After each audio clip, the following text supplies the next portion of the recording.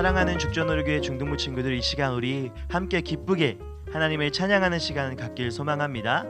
우리 영상으로 찬양을 드리지만 우리 마음속으로 우리 중심을 보시는 하나님께서 이 찬양을 기뻐 받으실 줄로 믿습니다. 우리 함께 찬양하도록 하겠습니다.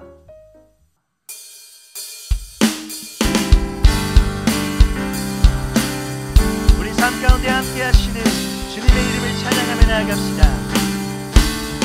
내 모든 삶의 행동 주관에 주님 안에 있네. 나의 수시는 순간들도 아멘. 내 모든 삶의 걸음 주 안에, 내 기도 주 안에 나의 수시는. 우리 다시 한번 고백할까요? 내 모든 삶의 행동 주 안에 주님 안에 있네. 나의 수시는 순간들도, 내 모든 삶의 걸음 주 안에, 내 기도 주 안에 나의 수시는 순간. 라라라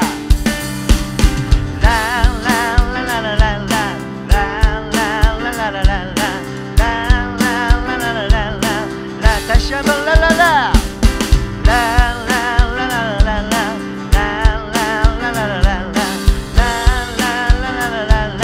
우리 처음부터 고백하겠습니다. 내 모든 삶의 행동 주 안에 주님 안에 있네. 나의 숨쉬는 순간들도 아멘. 내 모든 삶의 걸음 주 안에, 내 기도 주 안에 나의 숨쉬는 순간들.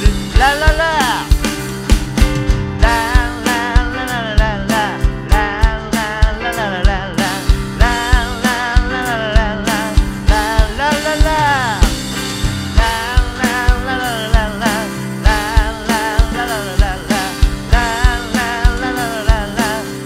자비와 은혜의 물결, 자비와 은혜의 물결, 어디서나 주 얼굴 보내. 주 사랑 날 붙드네. 오 놀라운 주님의 사랑. 다시 한번 찬양할게요. 내 모든 삶의 행동 주 안에 주님 안에 있네. 나의 숨쉬는 순간들도, 내 모든 삶의 걸음 주 안에, 내 기도 주 안에 나의 숨쉬는 순간. 주님의 이름을 찬양합시다. 라라라 라라라라라라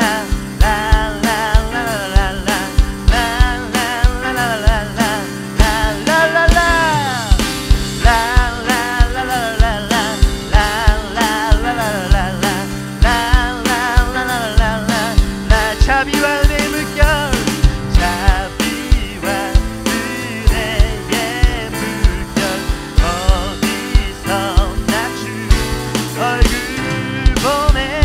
주 사랑 날 붙드네. 오 놀라운 주님의 사랑. 아멘. 주의 이름을 찬양합니다.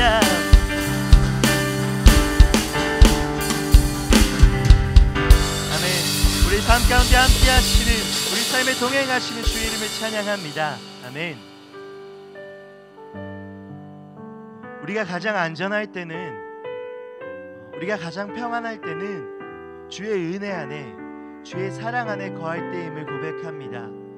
우리 삶에 무엇이 중요한지, 우리 삶에 무슨 가치가 있는지 잘 고민해보고 함께 찬양을 고백했으면 좋겠습니다. 주님, 주 안에 거할 때, 주의 사랑 안에 거할 때 내 영혼이 평안함을 고백합니다. 나의 찬양을 받아주시옵소서. 우리 함께 고백합시다. 내가 주인 삼은, 내가 주인 삼은 모든 것 내려놓고 내 주 대신 주 앞에 나가. 내가 사랑했던 모든 것 내려놓고 주님만 사랑해. 내가 주인 삼을, 내가 주인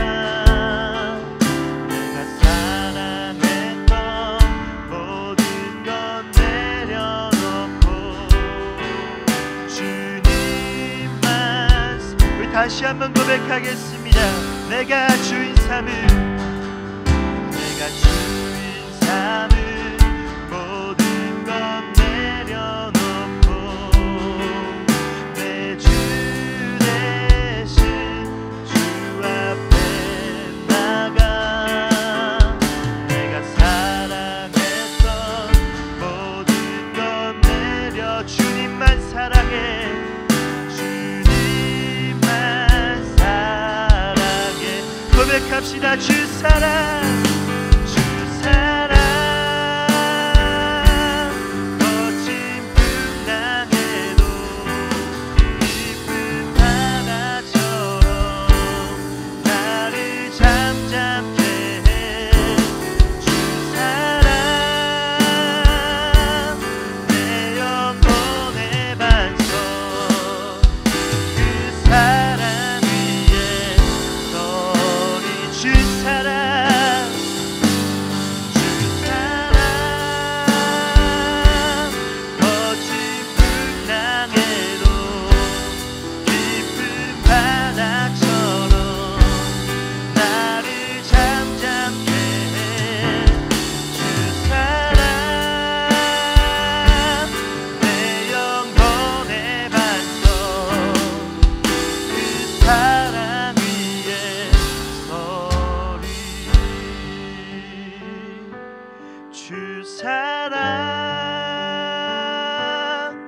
내 영혼의 반석. 그 사랑 위에 서리.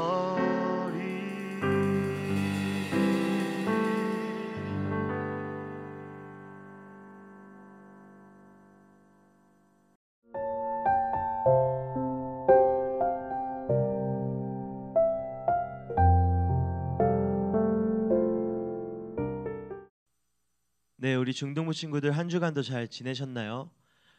지난 한 주 동안은 바람도 많이 불고 날씨가 좀 추웠던 것 같아요. 이럴 때일수록 건강 잘 챙기고 옷도 따뜻하게 입고 다니고, 다음 주도 조금 춥다고 하네요. 그래서 우리가 건강 잘 챙기면서, 더불어서 지난주에 나눴던 신앙생활 지침 있죠. 우리의 신앙도 건강하게 잘 챙겼으면 좋겠습니다. 오늘 우리 말씀 볼 텐데, 지난주까지 우리가 노아 스토리가 끝났죠. 노아 스토리가 끝나고 이제 바벨탑 사건으로 들어갑니다. 우리 함께 오늘 말씀 보도록 하겠습니다. 오늘 말씀은요, 하나님의 은혜를 잊어버리는 순간이라는 제목으로 함께 나누도록 하겠습니다. 우리 창세기 11장 9절 말씀 함께 읽어보도록 하겠습니다. 그러므로 그의 이름을 바벨이라 하니 이는 여호와께서 거기서 온 땅의 언어를 혼잡하게 하셨음이니라. 여호와께서 거기서 그들을 온 지면에 흩으셨더라. 네. 여러분, 우리는 지금 첨단의 시간을 살아가고 있습니다. 얼마 전에 전사님이 컴퓨터를 하나 샀는데, 이 컴퓨터 뭔지 아세요?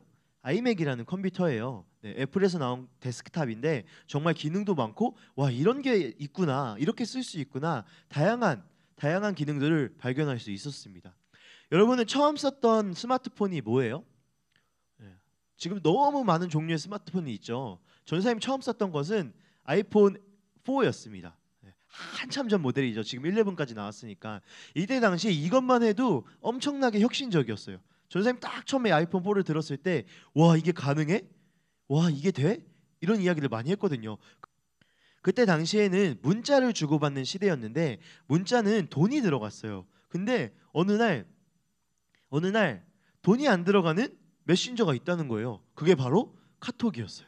전사님 고등학교 2학년 때, 고등학교 3학년 때였던 것 같아요. 그런데 또 요즘 들어보니까 우리 친구들은 카톡을 안 쓴다 그러더라고요. 네. 패매를 한다 그러더라고요. 이렇게 많은 문명들이 계속 발전하고 있습니다. 여러분 혹시 이 게임 아세요? 네. 우리 남자 친구들 중에서는 아는 친구들이 꽤 있을 것 같아요. 네. 악마의 게임이라 그러죠. 한번 하는 순간 타임머신처럼 시간이 훅 가는 게임입니다. 문명이란 게임인데요, 고전 시대부터 미래의 시대까지 문명을 키워가는 거예요. 한 나라를 키워가는 거예요. 정말 재밌는 게임이에요. 이렇게 문명이 발전하는 모습을 게임을 통해서도 우리가 볼 수 있었습니다. 그리고 우리가 첨단의 시대를 살아간다는 것을 증명할 수 있는 게 바로 지금 이 영상 예배죠. 전사님 고등학교 중학교 때까지만 해도 상상하지 못했던 일인데, 지금은 영상으로 우리가 함께 예배를 드리고 있습니다. 인류는 발전을 하면서 지속적으로 새로운 것을 탐구하고자 하고 더 많은 영역을 다스리고자 하는 욕망을 갖고 있습니다. 홍수 사건 이후에요, 노아의 가문은 문명을 발전시키는데 이때 일이 벌어집니다. 우리 그걸 함께 보도록 하겠습니다. 여러분은 족보라는 말을 들어봤나요? 나는 어디 김씨고, 나는 어디 박씨고, 나는 어디 이씨야, 나는 무슨 파고 몇 대 손이야. 이게 족보죠. 족보라는 것은요, 한 가문의 계통과 혈통 관계를 적어 기록한 책이라고 합니다. 다시 말해서요, 한 가문을 표현해주고 이 가문이 어떤 가문인지, 이 가족들은 어떤 가문인지를 보여주는 기록물이라는 거죠. 자신의 위치와 신분이 드러나는 것이 바로 족보입니다. 성경에서도 족보가 나와요. 성경에서 나오는 족보는 어떤 역할을 할까요?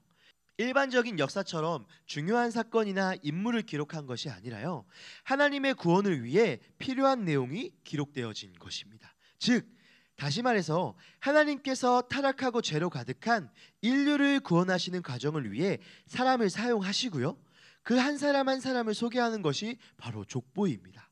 이 족보가 누구로 이어질까요?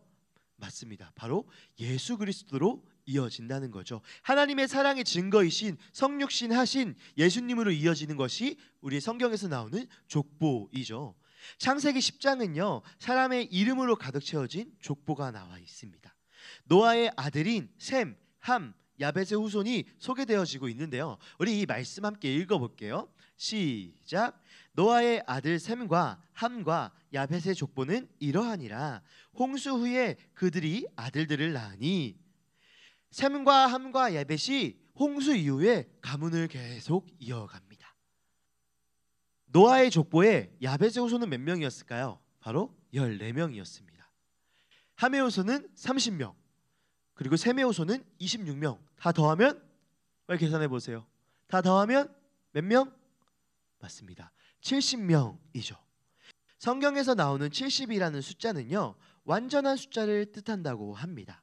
하나님의 은혜로 후손이 잘 형성되었다는 것을 보여주고 있는 거죠. 70이라는 숫자로 하나님께서 완벽하게 완전하게 이뤄 가신다는 것을 보여주고 있습니다. 우리 이 말씀도 함께 읽어볼게요. 시작. 하나님이 노아와 그 아들들에게 복을 주시며 그들에게 이르시되 생육하고 번성하여 땅에 충만하라. 하나님께서는 홍수 심판 이후에요, 방주에서 내린 노아를 축복하시면서 생육하고 번성하고 땅에 충만할 것을 명령하셨는데요, 노아의 후손이 70명으로 이어진 것은요, 하나님의 이 약속과 축복이 성취된 것을 보여주는 것입니다.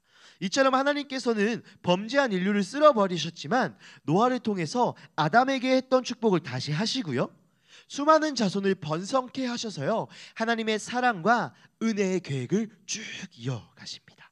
이렇게 하나님의 축복과 은혜로 인류가 다시 번성하기 시작하는데, 이 말씀 읽어볼게요. 시작. 온 땅의 언어가 하나요, 말이 하나였더라. 예전에는요, 언어가 하나였다고 합니다. 이 말을 다시 하면요, 사람들의 의사소통과 생각의 교류가 자유로웠다는 거죠. 우리 이 말씀 함께 읽어보도록 하겠습니다. 이에 그들이 동방으로 옮기다가 시날 평지를 만나 거기 거류하며, 그러다 사람들은요, 시날이라는 곳에 정착하게 됩니다. 시날이라는 곳은요, 강을 2개나 끼고 있는 지역이라고 합니다. 여러분, 문명이 발전하는 조건 중에 하나가 뭐냐면요, 강을 끼고 있는 거거든요. 강을 2개나 끼고 있대요. 결국 문명의 발전을 이룰 수 있는 곳이었다는 거죠. 마침내 사람이 살기에 적당한 곳을 찾았고요, 그곳에 머물러 살기 시작합니다. 훗날 이 시날이라는 곳은요, 바벨론과 메소포타미아 문명의 근원지가 됐다고 하네요. 우리 이 말씀 읽어볼게요. 시작. 서로 말하되 자 벽돌을 만들어 견고히 굽자 하고 이에 벽돌로 돌을 대신하여 역청으로 진흙을 대신하고. 시날에 정착한 사람들은요, 벽돌을 만들었고요, 역청으로 벽돌을 연결하기 시작했습니다. 벽돌은요, 그곳에 많은 점토를 활용하여서요, 불에 굽기 시작하였고요, 불에 구웠더니 흙이 단단해진 거예요. 그래서 벽돌을 만들게 됐죠. 또한 벽돌을 견고하게 해줄 역청이 많았다고 합니다. 여러분, 역청이 뭘까요? 역청은요, 자연산 아스팔트라고 합니다. 아스팔트 뭔지 알죠? 이 도로에 깔려 있는 그 검은 색깔 돌들. 단단하고 끈적끈적한 돌이죠. 이 아스팔트가 어디서 나오냐면요. 여러분 고등학교 가면 배우나? 아스팔트가 어디서 나오냐면 그 석유의 원유에서 나온대요. 그 석유의 찌꺼기가 바로 아스팔트라고 합니다. 시단이란 지역은요 이라크 지역이었다고 하네요. 기름이 나오는 지역이었다는 거죠. 그곳에서 자연산 아스팔트 역청을 얻을 수 있었고요.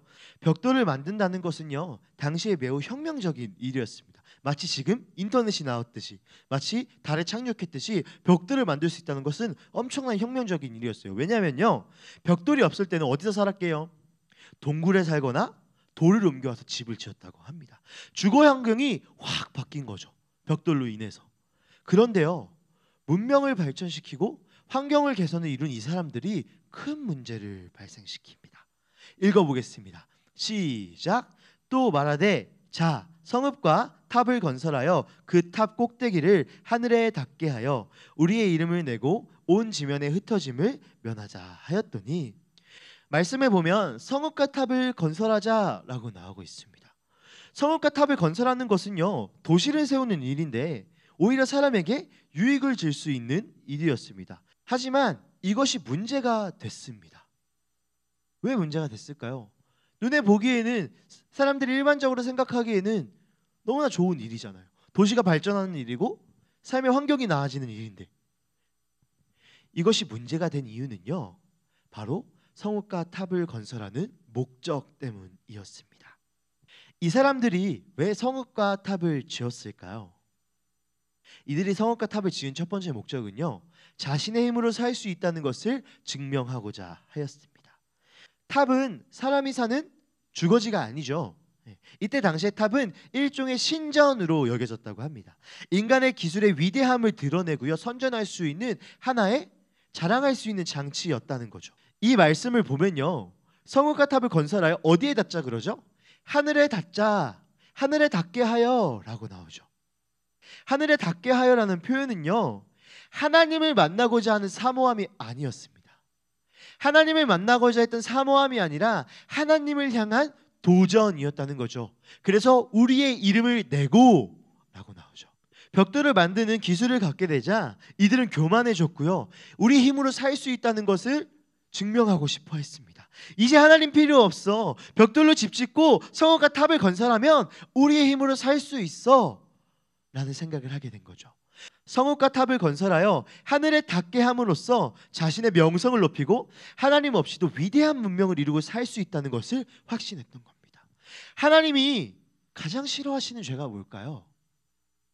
바로 교만입니다. 교만이 뭐예요? 많이 들어봤죠? 교만을 이렇게 표현합니다. 하나님에 대항하는 완벽한 마음 상태. 교만은 자신이 하나님 자리에 앉는 것이며, 교만해지면요 보아야 할 것을 보지 못하고요 들어야 할 것을 듣지 못합니다. 교만은 하나님을 모르는 사람의 공통적인 태도입니다. 교만의 반대말이 뭘까요? 바로 겸손이죠. 겸손한 사람은요 하나님의 말씀을 들을 수 있고요 하나님을 바라볼 수 있는 사람이에요. 하나님을 진실되이 만난 사람이라는 거죠. 여러분 이들이 쌓은 탑, 오늘 나온 바벨탑이란 탑인데요 지구라트라는 탑이라고 합니다. 이렇게 생겼대요. 얼마 크지도 않고요 높지도 않은 수준입니다. 이 정도로 쌓아놓고 하늘에 닿고자 하니 우리 눈에 보기에도 너무나 가소롭고 너무나 초라해 보이죠. 벽돌 하나 만들어 놓고 마치 뭐든지 할 수 있는 듯 의기양양해지고 교만해졌다는 것입니다. 노아의 자손들도요 처음에는 하나님의 심판을 경험하며 하나님을 기억하고 경건한 삶을 살았을 것입니다. 그러나 하나님의 심판을 망각하고 자신이 꿈꾸는 세상을 이루기 원했던 순간, 하나님의 은혜를 망각하고 하나님의 사랑을 망각하고 나의 힘으로 살 수 있다는 생각을 갖게 되는 순간 바벨탑을 지었던 것입니다. 창조주 하나님께 경배하는 것을 포기하였고요 하나님을 잊어버린 삶을 살게 되었습니다. 이들은 이렇게 자신의 힘으로 살 수 있다는 것, 나의 힘으로 살 수 있다는 것을 증명하기 위해서 오늘 바벨탑을 지은 거였죠.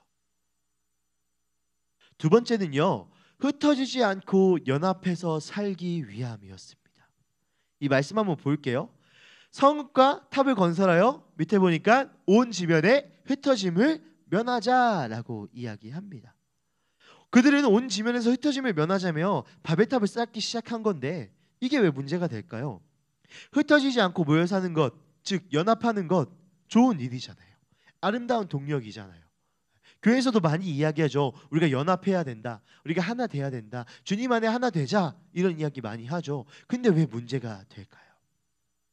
왜 흩어지지 않으려고 했는가를 고민해 봤으면 좋겠습니다. 하나님이요, 사람을 창조하시면서 천지창조를 하시면서 축복과 명령을 하시는데요, 그게 뭐였냐면 바로 생육, 번성, 충만이었습니다. 읽어볼게요. 시작. 하나님이 그들에게 복을 주시며 하나님이 그들에게 이르시되 생육하고 번성하여 땅에 충만하라. 땅을 정복하라. 바다의 물고기와 하늘의 새와 땅에 움직이는 모든 생물을 다스리라 하시니라. 하나님께서 사람을 만드시고 했던 명령이시죠. 축복이시죠. 생육, 번성, 충만. 하나님이 홍수 심판 이후에도 동일한 축복을 하십니다. 읽어볼게요. 시작. 하나님이 노아와 그 아들들에게 복을 주시며 그들에게 이르시되 생육하고 번성하여 땅에 충만하라. 흩어지지 않고 사는 것은요, 마치 좋은 일처럼 보입니다. 너무나 아름다운 일처럼 보이죠. 하지만 이것이요, 하나님의 말씀에 정면으로 대항하는 일이었습니다. 다시 말해서요, 하나님의 말씀이 기준이 아니라 하나님께서 생육하고 번성하고 땅에 충만하라 라고 말씀하신 그 축복과 명령대로 사는 것이 아니라 자신의 생각대로, 자신의 목적대로 나의 기준으로 하여서 살아간다는 거죠. 하나님의 말씀이 기준이 아니라 나의 생각과 목적이 기준이 되었던 것입니다. 사람이 아무리 옳은 생각을 할지라도요, 그것이 좋은 목적처럼 보일지라도요, 하나님의 말씀과 목적보다 우위에 있는 순간 그것은 교만한 것이며 그것은 잘못된 것입니다. 오늘날도 바벨탑을 쌓은 사건과 같이 동일한 현상들이 많이 일어납니다. 여러분, 미국에서 한 법이 상정됐대요. 어떤 법이었냐면 길거리를 돌아다닐 때 성경책을 들고 다니면 잡혀간다고 합니다. 물론 그 법이 통과되지 않았다고 하네요. 그리고 요즘은 또 동성애가 너무 당연한 것처럼, 사람의 생각으로 봤을 때, 이 세상의 기준을 봤을 때 동성애는 합리적인 것처럼 보일 수 있어요. 내가 좋다는데, 내가 사랑한다는데. 그러나 성경은 분명히 동성애가 죄라고 말하고 있죠. 하나님은 그것이 죄라고 말씀하고 계시죠. 이처럼 나의 생각, 세상의 기준, 그것이 아무리 좋고 옳고 합리적인 것처럼 보일지라도 하나님의 말씀과 목적에 위배되는 순간 그것은 잘못된 것입니다. 그것을 우위에 두면 안 된다는 거죠. 하나님께서 모여 사는 것, 연합하는 것을 원하지 않으신 것이 아니었습니다. 하나님께서 원하시는 진정한 하나됨은요, 하나님과 먼저 하나 되는 거죠. 그리고 하나님과 동행하는 것이 진정한 연합이라는 거죠. 또한 사람은요, 그 하나님 안에서 하나가 되고요, 하나님을 의지하면서 함께 하나님의 뜻을 행하는 것, 그것이 진정한 연합이자 하나됨이라는 거죠. 또한 하나님께서 원하시는 흩어짐은 무엇일까요? 이렇게 하나님 안에서 하나 된 사람들, 이렇게 하나님과 동행한 사람들이요, 서로 사랑하는 사람들이요, 세상 가운데 흩어져서 자신의 처소에서, 자신에게 주어진 그 삶의 환경에서 하나님을 전하는 것, 하나님의 복음을 전하고 하나님의 사랑을 전하기 위해서 흩어지는 것, 그게 하나님께서 진정으로 원하시는 흩어짐입니다. 이때 하나님의 말씀과 목적보다 사람의 생각이 우위가 된 이 순간 하나님이 직접 내려오셔서 개입하십니다. 읽어볼게요. 시작. 여호와께서 사람들이 건설하는 그 성읍과 탑을 보려고 내려오셨더라. 하나님께서 너무 멀리 있어서 직접 보실 수가 없어서 이 땅에 직접 내려오신 것일까요? 아닙니다. 이 말씀은요, 오히려 하나님께서 너무나 높이 계시고요, 위대한 분이라는 것을 표현하고 있고요, 또한 사람이 그렇게까지 하늘을 닫고자 하여 자부했던 그 탑과 성읍이요, 하나님 앞에서 너무나 작고 미약한 것이라는 것을 보여주고 있는 표현입니다. 우리 이 말씀 함께 읽어보도록 하겠습니다. 주께서 말씀하셨다. 보아라, 만일 사람이 같은 말을 쓰는 한 백성으로서 이렇게 이런 일을 하기 시작하였으니 이제 그들은 하고자 하는 것은 무엇이든지 하지 못할 일이 없을 것이다. 하나님께서요, 이들이 하지 못할 것이 없다고 말씀하세요. 사람의 능력이 대단하여서 하나님이 통제할 수 없어서 이렇게 말씀하신 것일까요? 아닙니다. 이는 사람은 자신의 이기심과 욕심으로 가득 차 있으며 어떤 죄라도 서슴지 않고 저지를 것이라는 표현을 하신 것입니다. 또한 하나님은 다시 물로 심판하지 않겠다고, 하나님은 세상을 물로 심판하지 않겠다고 하셨는데 그냥 이대로 두면 또 심판한 일이 생길까 봐, 그냥 이대로 두면 더 큰 일이 생길까 봐 하나님께서 특단의 조치를 취하십니다. 읽어볼게요. 시작. 자, 우리가 내려가서 거기서 그들의 언어를 혼잡하게 하여 그들이 서로 알아듣지 못하게 하자 하시고, 홍수 심판 이후에 새로운 인류의 역사를 시작하고자 하신 하나님의 계획을 무시하고 스스로 주인이 되어버린 사람을 다시 멸절시키실 수도 있지만, 하나님은 사람의 언어를 혼잡하게 하는 방법을 택하셨습니다. 다시 심판하지 않기 위해서 먼저 하나님이 언어를 혼잡하게 하셔서 그들이 죄짓지 않도록 흩어버리신 거죠. 이 말씀 읽어볼게요. 시작. 여호와께서 거기서 그들을 온 지면에 흩으셨으므로 그들이 그 도시를 건설하기를 그쳤더라. 그러므로 그 이름을 바벨이라 하니, 이는 여호와께서 거기서 온 땅의 언어를 혼잡하게 하셨음이니라. 여호와께서 거기서 그들을 온 지면에 흩으셨더라. 결국 서로 의사소통이 되어 벽돌을 나르던 사람들이 더 이상 언어가 소통이 되지 않고 뿔뿔이 흩어지게 됩니다. 하나님의 목적이 아닌 자신의 목적으로 흩어지길 거부하며 살았던 사람들이었습니다. 그렇게 해서 탑과 성읍을 건설하기 시작하였죠. 그러나 결국 그들에게 주어진 결과는 흩어짐이었습니다. 하나님의 뜻대로 되었다는 거죠. 우리가 이 바벨탑 사건을 통해서 주목해야 될 것은요, 경계해야 될 것은 바로 목적입니다. 바벨탑을 쌓은 사람들은 스스로 살아갈 수 있다고 생각했고요, 똘똘 뭉치면 잘 살 수 있다고 생각하였습니다. 그 생각을 가지고요, 하늘까지 닿자 하여 자신의 생각이 틀리지 않았음을 증명하고자 하였습니다. 그들은 교만하였고요, 하나님의 생각과 목적은 무시한 채 자신이 주인되어 삶을 살아가길 원했습니다. 그들의 목적은 지금 발전되고 있는 이 삶의 환경 안에서 하나님 없이 살 수 있다는 것을 증명하고자 하였던 것이죠. 왜 바벨탑을 쌓았을까요? 이들이 왜 바벨탑을 쌓기 시작했을까요? 왜 하나님 없이 살 수 있다고 생각했을까요? 바로 하나님의 존재를 망각하고 살았기 때문입니다. 다시 말해서요, 하나님의 은혜와 사랑을 잊고 살아갔다는 거죠. 그들이 어디서부터 왔고 어떻게 살아갔고 어떤 존재인지를, 그리고 하나님은 어떤 분이시며 어떤 사랑을 선포하셨고 어떤 은혜를 우리의 삶 가운데 함께 하신 분이라는 것을 잊고 살았다는 거죠. 결국 하나님의 은혜를 잊어버리는 순간 잘못된 목적으로 살아가게 됩니다.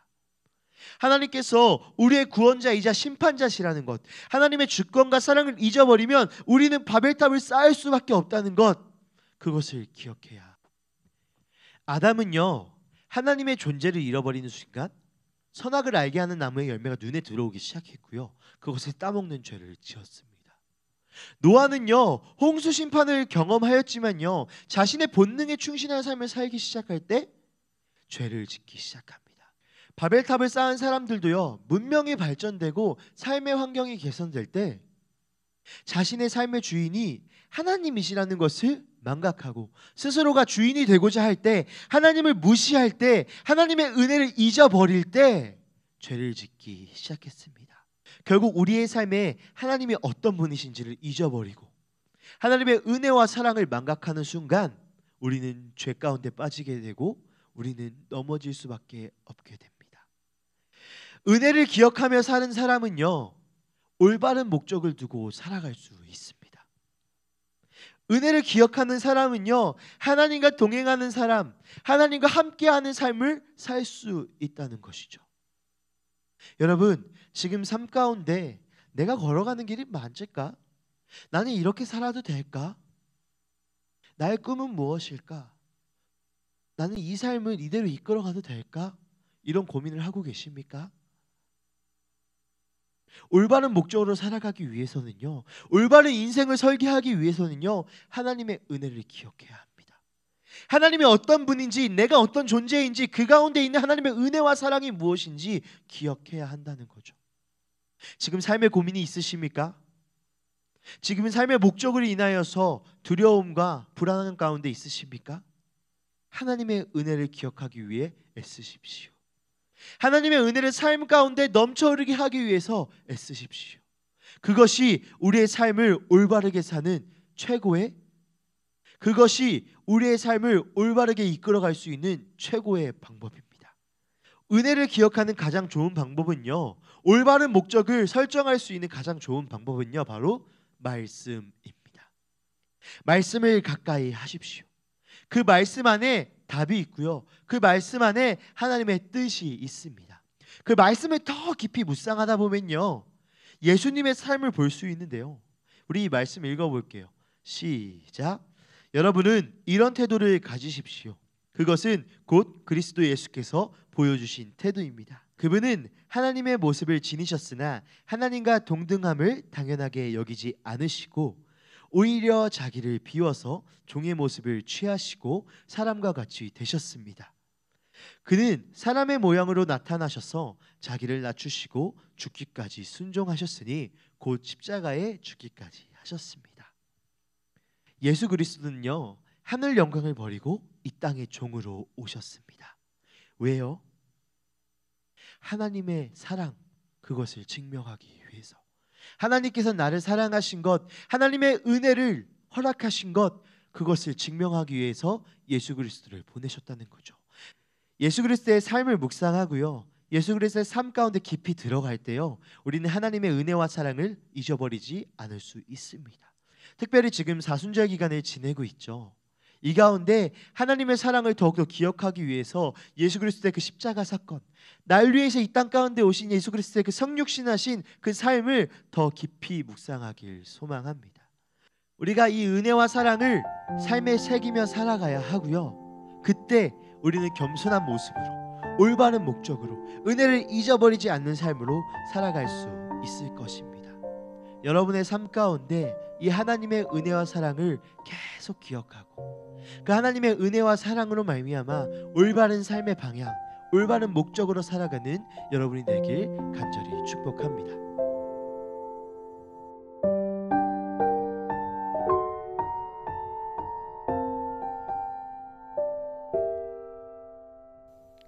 우리 이 시간 함께 기도할 때 하나님의 은혜를, 하나님의 사랑을 잊지 않는 삶을 살게 해달라고 함께 기도하길 소망합니다.